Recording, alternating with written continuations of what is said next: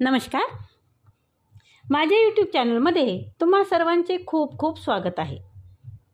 आजच्या व्हिडिओमध्ये आपण पाहणार आहोत एक कथा अतिशय मार्मिक आहे.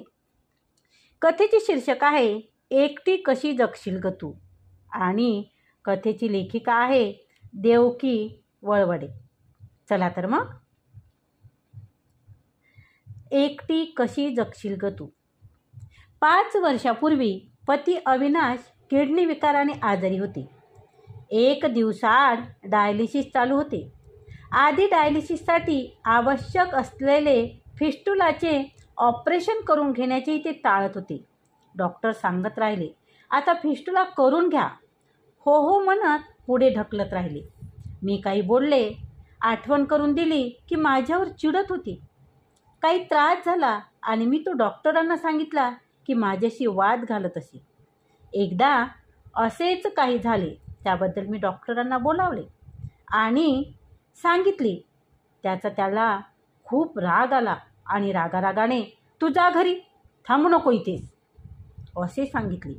त्यांनी जरी सांगितले तरी मी जात नसे. मी बाहेर भटकत राहील, कारण डॉक्टरांना सगळे सांगणे आवश्यक असते.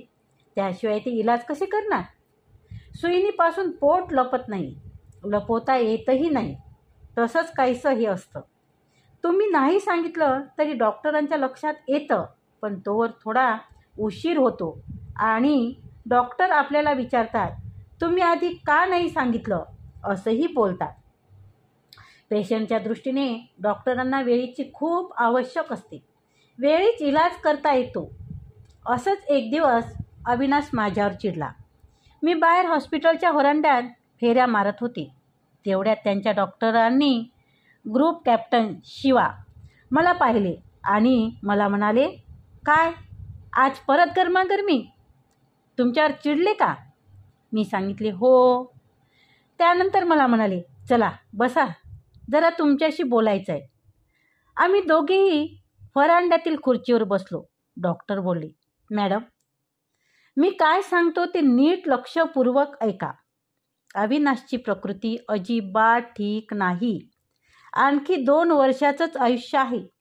खूप काळजी घ्यावी लागणार आहे. फिस्टुला केलं तर डायलिसिसमुळे आणखी एखादं वर्षही मिळू शकेल, पण त्यासाठी आधी फिस्टुला करून घेणं खूप आवश्यक आहे. त्याला इतर काही न सांगता ते करून घ्या. मला तुम्ही मनाने त्यांच्यापेक्षा स्ट्रॉंग वाटलात म्हणून मी तुम्हाला कल्पना देण्यासाठी सांगायचे ठरवले. तुम्हालाही आता ठरवावं लागेल आणि हे सगळं करून घ्यावं लागेल.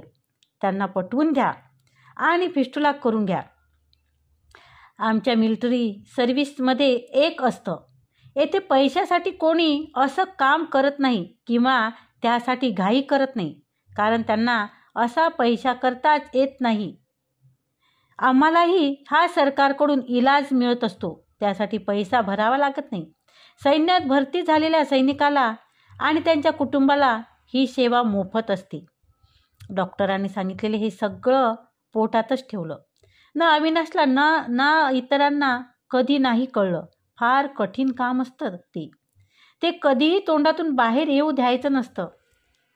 जसं काही लॉकरमध्ये ठेवलेल्या दागिना, महत्त्वाचे कागदपत्र आपण वारंवार उघडत नाही, तसंच काहीचं किंवा त्यापेक्षाही जास्त, किंवा मृत्यूपत्र म्हणा ना, माणूस गेल्यावरच ते उघडतात. तसंच मी केलं. करावं लागलं, कारण अविनाशला कळलं असतं तर तो एकदम खचला असता. त्यामुळेच त्याला त्या दृष्टीने सांभाळून मोठ्या जिकरीचं काम होतं. पण मी ते केलं, करू शकले. कधी बोलण्यात येऊच दिलं नाही आणि त्यामुळेच त्यालाही मी जाणते हे कधी कळलंच नाही. सुरुवातीला आपण ह्यातून बाहेर पडू अशी त्याला खात्री वाटत होती. खूप बेत होते त्याचे. परदेश प्रवासाचे, न पाहिलेल्या देशाचे. 4 वर्षे इंग्लंडला होतो. त्यावेळी आम्ही युरोपमधील 9 देश, अमेरिकेतील काही मोठे शहरे असा खूप प्रवास केला. आता त्याच्या मनात इतर न पाहिलेले देश राहिले होते. तेवढ्यावरच तो थांबला नाही.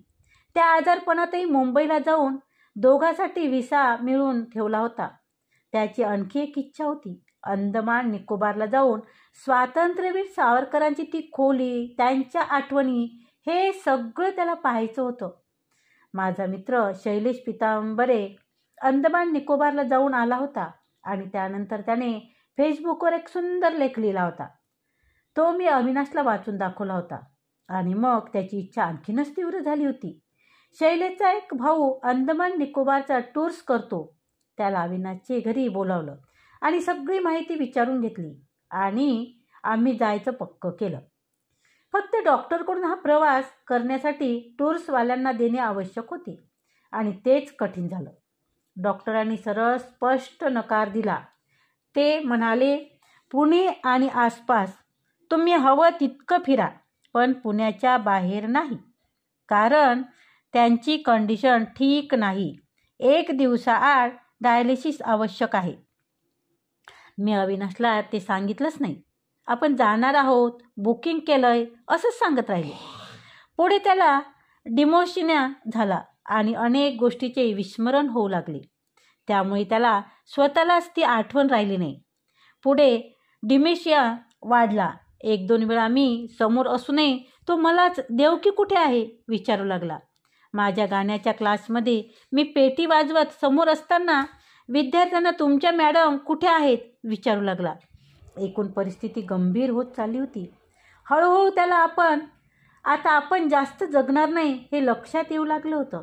आता त्याच्या मनाने सत्य स्वीकारणं सुरू केलं होतं. मला सगळं सांगणं सुरू झालं. सगळं तुझ्या नावावर करून ठेवलंय. तुला कधीही पैशाची अडचण येणार नाही. आता आपलं सगळं जॉईंट खातं आहे. नंतर तू सगळं तुझ्या नावावर करून घे. आम्ही आता पुढे काय काय करायचं ह्याबद्दल बोलू लागलो. मीही त्याची काय काय इच्छा आहे, काय करायचं आहे, काय नाही करायचं सगळं विचारून घेत होते. आणि एकदम एक दिवस त्याने प्रश्न केला, अगं पण एकटी कशी जगशील तू? क्षणभर डोळे ओलावले. काय बोलावं सुचेना. मी काही बोलण्यापूर्वी तोच बोलला, कठीण आहे एकट्या स्त्रीला या जगात जगणं. कोण कसे लोक आयुष्यात भेटतील सांगता येत नाही.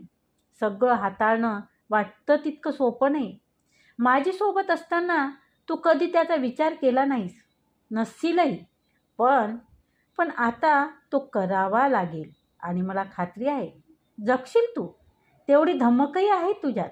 अनेक प्रसंगी पाहिली आहे मी आणि गेल्या 5 वर्षात माझ्या या आजारपणात तर तुझे कितीतरी न पाहिलेले गुण मी पाहिले, अनुभवले. एकटीने सगळे निर्णय घेतलेस, खूप धावपळ केलीस, करते आहेस. हो, तू हिमतीने जगशील हिमतीने. डोळ्यातील अश्रू मी मोठ्या मुश्किलने डोळ्यातच जिरवले. त्याला बाहेर येऊच दिले नाही. धन्यवाद. आजचा व्हिडिओ कसा वाटला तो कमेंटद्वारे नक्की कळवा. तसेच व्हिडिओला लाईक करा, शेअर करा आणि चॅनलवर जर नवीन असाल तर चॅनल सबस्क्राईब करा. धन्यवाद.